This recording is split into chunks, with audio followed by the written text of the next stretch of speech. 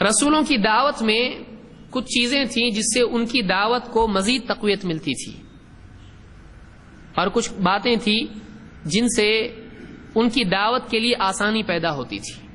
وہ کیا چیزیں تھیں؟ سب سے پہلی چیز یہ تھی کہ رسول ہمیشہ قوم کی زبان میں خطاب کرتے تھے۔ مقصود کیا ہے؟ قوم کا فہم۔ اصل الفاظ کی تبلیغ نہیں ہے، بلکہ اصل کیا ہے؟ ان الفاظ سے جو بات سامنے آتی ہے اس بات کا سمجھنا ہے۔ اس کو بھی یاد رکھیے۔ اللہ تعالیٰ قرآن کریم میں کیا فرماتا ہے؟ وَمَا أَرْسَلْنَا مِن رَّسُولٍ إِلَّا بِلِسَانِ قَوْمِهِ لِيُبَيِّنَ لَهُمْ۔ ہم نے جو بھی رسول بھیجا قوم کی زبان میں بھیجا تاکہ قوم پر وہ حق کو واضح کر دے۔ مقصود یہ ہے کہ صرف جملہ پہنچایا نہ جائے، بلکہ اس جملے سے جو بات ثابت ہوتی ہے وہ بھی پہنچایا جائے۔ اس سے ایک بات یاد رکھیے کہ کوئی آدمی مثال کے طور پر عربی میں کسی حدیث کو پڑھ کے سنا دے، سامنے والے سے پوچھے مانتا؟ اس کو نہیں معلوم یہ حدیث بول رہا ہے، کیا بول رہا ہے، کچھ بھی نہیں معلوم ہے۔ بولے ابھی تو میں نہیں معلوم، بولے کافر ہو گیا تو۔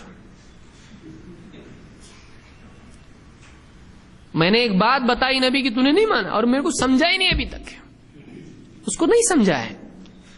تکفیر کے مسئلے میں یاد رکھیے کہ تکفیر کے مسئلے میں آدمی صرف تبلیغ پر قناعت نہ کرے، بلکہ تفہیم بھی اس کے لیے ضروری ہے۔ یعنی بات پہنچایا، ختم، مانتا نہیں مانتا باہر ہو گئے تو ابھی ایسا نہیں، بلکہ اس آدمی تک بات پہنچی، لیکن اس بات سے جو بات سامنے آتی ہے، جو مطلب نکلتا ہے اس سے، وہ اس کو نہیں سمجھا تو واقعی اس پر اتمام حجت ہوا نہیں ہوا۔ یہ بھی یاد رکھنا ضروری ہے۔ تو اصل مقصد یہ ہے کہ بات پہنچانے سے بات سمجھ میں آئے، صرف پہنچا دینا کافی نہیں ہے۔ اس سے دو باتیں سامنے آتی ہیں۔ ایک، داعی کو چاہیے کہ وہ اصل بات صرف پہنچانے کی بجائے اعلیٰ مرتبہ یہ ہے کہ اس کے ساتھ اس کا فہم بھی پہنچائے۔ اگر ایک آدمی ایک حدیث سنتا ہے، اس کو بیان کرتا ہے، تو اس میں یعنی کوئی حرج نہیں ہے، اچھی بات ہے، اس نے تبلیغ کی۔ بلغوا عنی ولو آیا، یہ تبلیغ ہے، اس کو ثواب ملے گا پہنچانے کا۔ نضر اللہ امرأ سمع منا حدیثا فحفظہ حتی یبلغہ غیرہ، کہ ایک اللہ تعالیٰ سرسبز و شاداب رکھے، خوش رکھے اس انسان کو جو ہم سے حدیث سنے اور اس کو محفوظ رکھے یہاں تک کہ دوسرے تک پہنچا دے، جو سنایا ویسا ہی۔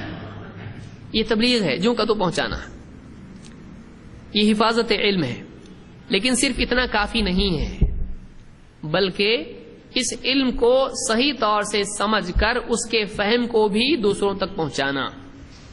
جو کہ تو سنا اور پہنچایا، لیکن ساتھ ہی اس میں کیا بات سامنے آتی ہے وہ بات لوگوں کو سکھانا۔ اس کو کہتے ہیں تفقہ، دین کی گہری سمجھ۔ اسی لیے انبیاء صرف اللہ کی کتاب کو پہنچاتے تھے ایسا نہیں ہے، بلکہ انبیاء اس کتاب کے الفاظ کے ساتھ اس کتاب سے نکلنے والے حکم، اس سے نکلنے والی باتیں یہ بھی قوم کو سکھاتے تھے۔ اور علماء کی ذمہ داری بھی یہ ہے کہ وہ ایک طرف تو قرآن و سنت، قرآن اور حدیث کے الفاظ لوگوں تک پہنچائیں، اسی کے ساتھ ساتھ امت کو پیش آنے والے مسائل جو بعد کے دور میں آئیں گے، جو پچھلے دور میں نہیں آئے، قرآن و سنت سے اجتہاد کر کے ان نئے مسائل کی، جن کی جو بظاہر یعنی قرآن و سنت میں لفظاً اس کا جواب موجود نہیں ہے، وہ استنباط کر کے، اجتہاد کر کے ان مسائل کا حل آنے والے دور میں قیامت تک دیتے رہے۔ اس کو کیا کہتے ہیں؟ اجتہاد، استنباط۔ تو انبیاء کی ذمہ داری کیا تھی کہ وہ لوگوں کو سمجھائیں، اور لوگوں کے اوپر اتمام حجت تبھی ہو سکتا ہے جب وہ بات سمجھ لیں اور انکار کریں۔ ہم تکفیر میں جلدی کرتے ہیں، یہ نہیں دیکھتے ہیں کہ ایک آدمی کو بات سمجھی کہ نہیں، میں نے حدیث بتایا اس نے مانا نہیں، اس کو سمجھا کہ نہیں سمجھا۔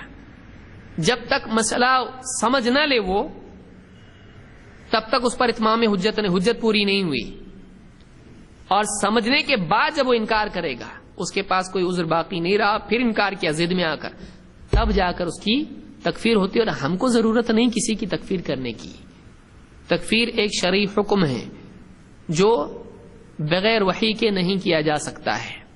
ایک آدمی اپنے طور پر کسی کو بھی کافر بول دے، نہیں، قطعیات اور واضح بات کے انکار کرنے کے بعد جس کے بارے میں قرآن و سنت میں آیا ہو کہ ایسا ایسا معاملہ ہے، اس پر ہی حکم لگایا جا سکتا ہے۔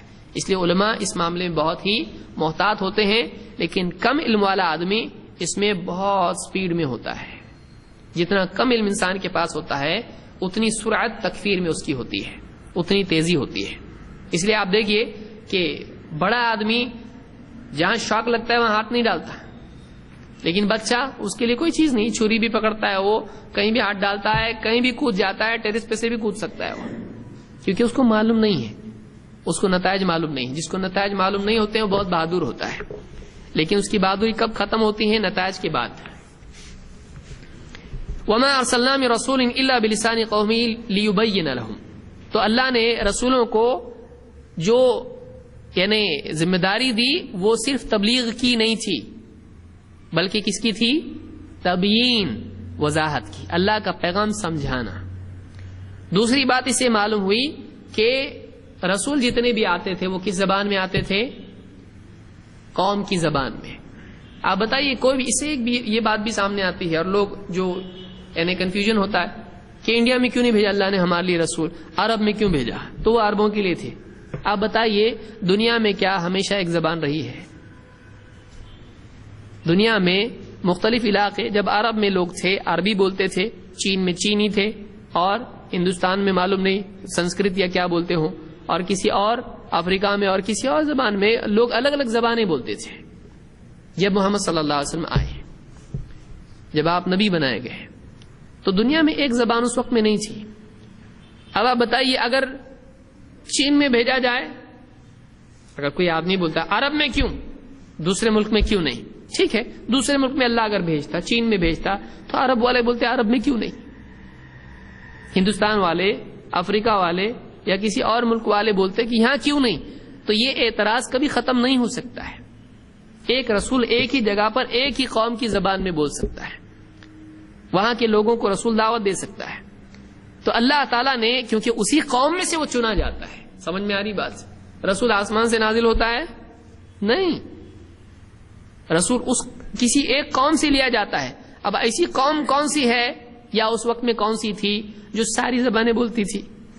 ایسا نہیں ہو سکتا ہے کہ ایک قوم کو اساس بنایا جاتا ہے اور اس قوم میں سے رسول چنا جاتا ہے اور وہ اس قوم کی اصلاح کرتا ہے، پھر وہ قوم اگلی قوموں تک جاتی ہے۔ فائدہ اللہ کا ہے، اور پچھلی قوموں میں ضرورت بھی نہیں تھی۔ کیوں؟ اس لیے کہ اللہ کے جتنے رسول آئے وہ عالمی رسول نہیں تھے، صرف ایک رسول ہیں جو کیا تھے؟ عالمی رسول۔ وہ کون ہے؟ محمد صلی اللہ علیہ وسلم۔ کوئی بولے پھر کیسا؟ تو آج دیکھو ایسا ہے، آج عالمی سطح پر اسلام ہے کہ نہیں ہے؟ کون سی زبان بولنے والے ہیں جو اسلام نہیں مانتے؟ ہر زبان والے ہیں۔ تو اللہ نے کیا ہے، کوئی مسئلہ نہیں، کوئی ٹینشن نہیں رسول کا آنے کا، کیونکہ رسول ایک ہونے کے باوجود بھی عالمی سطح پر اسلام تمام زبانوں میں عام ہو چکا ہے۔ تو رسول ان کے بارے میں قاعدہ یہ تھا کہ اس قوم کی زبان میں آتے تھے جن میں ان کو بھیجا جاتا تھا، اور رسول ابدی نہیں ہوتے ہیں، یعنی ہمیشہ جینے والے ہوتے ہیں نہیں، ان کو موت بھی آتی ہے۔ وَمَا جَعَلْنَا لِرَجُلٍ مِّن قَبْلِكَ الْخُلْدَ، اللہ نے خود کہا کہ یعنی آپ سے پہلے جو بھی آئے ان میں سے کسی کے لیے ہم نے ہمیشگی نہیں دی ہے۔ أَفَإِن مِتَّ فَهُمُ الْخَالِدُونَ، کہ آپ کو اگر موت ہو جائے تو کہ یہ لوگ باقی رہنے والے ہیں، ہمیشہ باقی رہیں گے؟ ہر انسان کو موت آنے والی ہے، كُلُّ نَفْسٍ ذَائِقَةُ الْمَوْتِ، ہر انسان کو موت آنے والی ہے۔ تو رسول ہمیشہ کے لیے نہیں ہوتے ہیں، ایک دور کے لیے ہوتے ہیں۔ اس دور میں ایک قوم کے پاس وہ ہوتے ہیں، اس قوم کی جو زبان ہوتی ہے اسی میں ان کو بھیجا جاتا ہے، پھر بعد میں افراد دوسرے علاقوں میں جا کے دعوت دیتے ہیں۔